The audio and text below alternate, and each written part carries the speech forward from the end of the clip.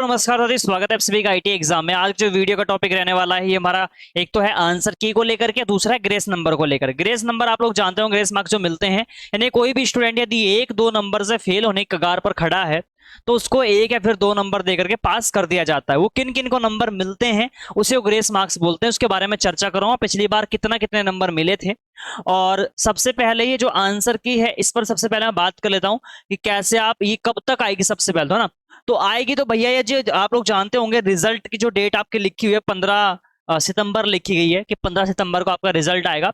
बाकी अपडेट देखेंगे जो भी होगा, है ना। इस पर मैं पहले वीडियो क्रिएट कर चुका हूं, इस मुद्दे पर बात नहीं करूंगा। मुद्दा ये है कि जो आपकी आंसर की होती है मेरे भाई, वो आती है हमेशा आपके रिजल्ट के बाद ही।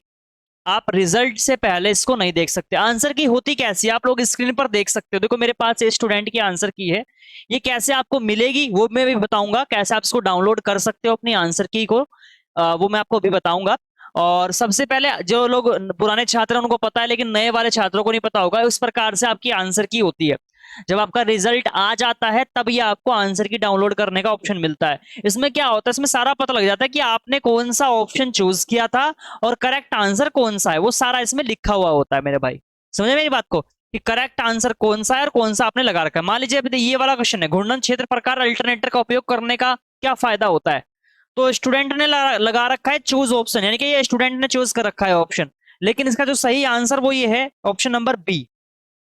ठीक है ना, करेक्ट आंसर। तो इस प्रकार से क्या होता है, आपको पता लग जाता है भाई कि मैंने कौन सा ऑप्शन लगाया है और कौन सा ऑप्शन क्वेश्चन मेरा गलत लिख रहा है। ठीक है ना, यानी कि आपको गलत और सही का आपको यहाँ पर मिल जाता है। अब आप कहोगे सर इसका फायदा क्या होता है आंसर की का, तो भाई अगर इसमें क्या होता है, आप ऑब्जेक्शन डाल सकते हो क्वेश्चंस पे, आप रिपोर्ट कर सकते हो।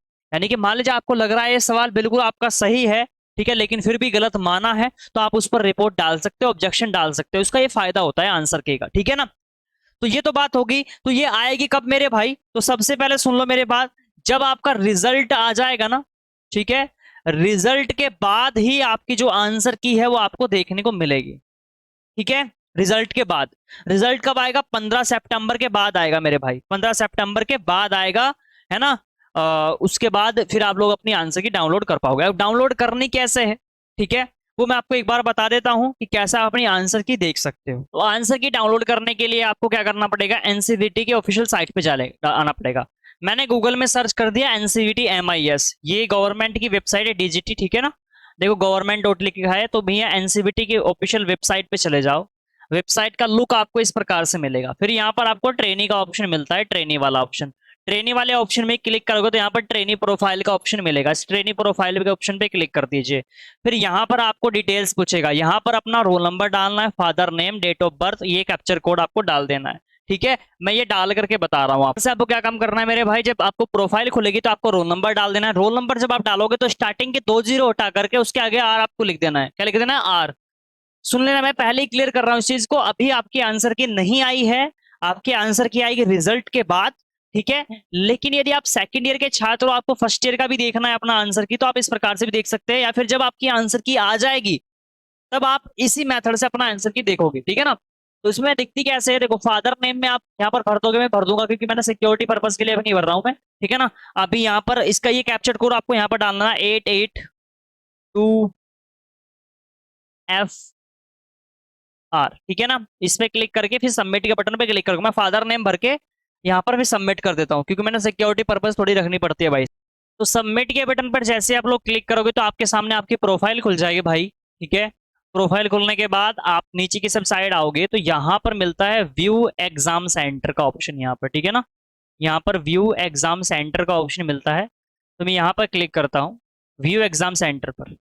अब देखो यहाँ पर आपको इस प्रकार के ऑप्शन मिलेंगे। ठीक है ना, यहाँ पर आपको इस प्रकार के ऑप्शन मिलेंगे। तो जब साइड में स्क्रॉल डाउन करूंगा तो यहाँ पर मिलेगा व्यू रिस्पॉन्स सीट। ठीक है ना, यहाँ पर आपको साइड में मैं दिखा देता हूँ, इस साइड में दिखेगा, दिख रहा है ये वाला व्यू रिस्पॉन्स सीट। ये आपकी फर्स्ट ईयर की है, ये आपकी सेकंड ईयर की है। ये 2023 में जिसने सेकंड ईयर करी थी, है पुराने छात्र का मैं दिखा रहा हूँ अभी, मेरे पास आंसर सीट है। यदि आपका अब की बार सेकंड ईयर का पेपर आपने दिया है तो आपकी फर्स्ट ईयर की तो आ ही चुकी होगी पिछले साल, तो आप देख सकते हो। यदि आपका पहला ही साल है तो अब तक नहीं आई होगी आपकी। ठीक है ना, क्योंकि मैंने बताया ये रिजल्ट के बाद ही डिक्लेयर होती है आपकी आंसर की। ठीक है, तो इस प्रकार से इस पे क्लिक करके आप मान लीजिए आपको सेकंड ईयर की देखनी है अभी, है ना, मैं व्यू रिस्पॉन्स सीट पे क्लिक कर देता हूँ और मेरे पास यहाँ पर आपकी जो सीट है वो खुलकर आ जाएगी। अब इस भाई ने पता नहीं कौन से लैंग्वेज में एग्जाम दिया होगा, ये इस लैंग्वेज में, या मतलब जो जो जोन सी भी लैंग्वेज में आपका एग्जाम हुआ है उसी लैंग्वेज में आपकी आंसर सीट खुलेगी मेरे भाई, ठीक है ना। मेरे को नहीं पता सिंध कौन सी लैंग्वेज में ये एग्जाम दे रखा है, ठीक है। तो इस प्रकार से आपका जो है आंसर की आप देख सकते हो भाई, ठीक है ना। तो आई होप आप लोग समझ चुके होंगे कि आंसर सीट आपको कैसे देखनी है, ठीक है। बाकी जब आंसर की नए वाली आ जाएंगी छात्रों की रिजल्ट के बाद, तब मैं आपको बता भी दूंगा कि दोबारा फिर से कैसे आपको डाउनलोड करनी है। बाकी यही मेथड से आपकी डाउनलोड होगी। और अब मैं बात करता हूँ दूसरे पॉइंट पर, जो आपका ग्रेस नंबर है। देखो बहुत से छात्र ऐसे होते हैं भाई, देखो जिसकी तैयारी नहीं होती, मतलब वो एग्जाम देने चला जाता है और फिर वो एक दो नंबर से लटक जाता है। बहुत से छात्रों के साथ ऐसा हुआ भी है और होता भी है, ठीक है ना, होता आया है अक्सर, आपने देखा भी होगा, ठीक है। तो वही कंडीशन उन छात्रों के लिए क्या होता है भैया, उनको एक दो नंबर चाहिए होते हैं पास होने के लिए। यदि उन्हें एक दो नंबर मिल जाए तो पास हो जाते हैं।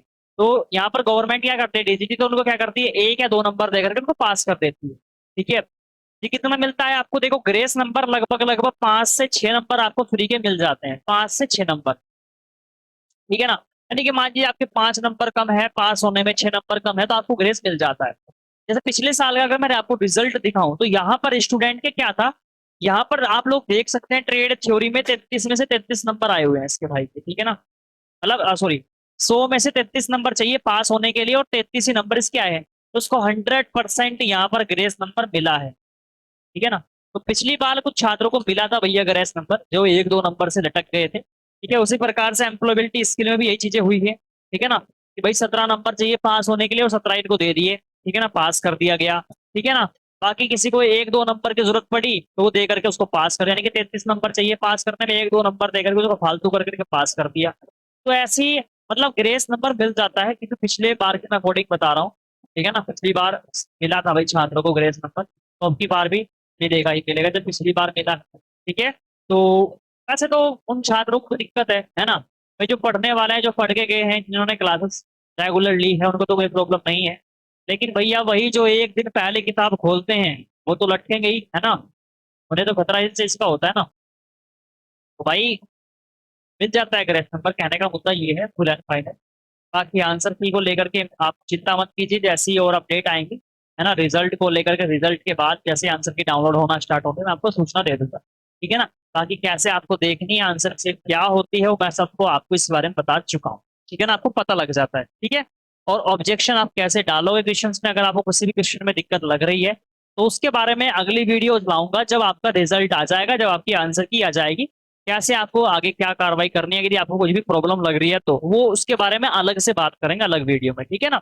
तो आज की वीडियो के टॉपिक को यहीं पर समाप्त करता हूँ। और रही बात, जितने भी छात्र अब की बार सेकेंड ईयर में आए हैं या फिर फर्स्ट ईयर के छात्र हैं जो पहली बार अब की बार एग्जाम देंगे, फर्स्ट ईयर के छात्र या फिर सेकेंड ईयर के, तो भैया आप लोगों के लिए जो नया बैच है वो हम अक्टूबर में स्टार्ट करेंगे, है ना। आपको टेंशन बाजी लेने की आवश्यकता नहीं है ना।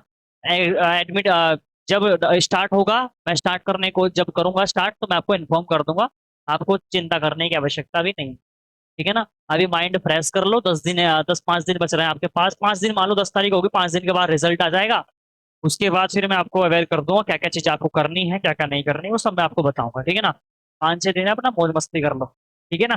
तो भाई आज की वीडियो कहीं पर दी एंड करता हूँ, अगली वीडियो में मिलूंगा, आज के लिए दोस्तों धन्यवाद।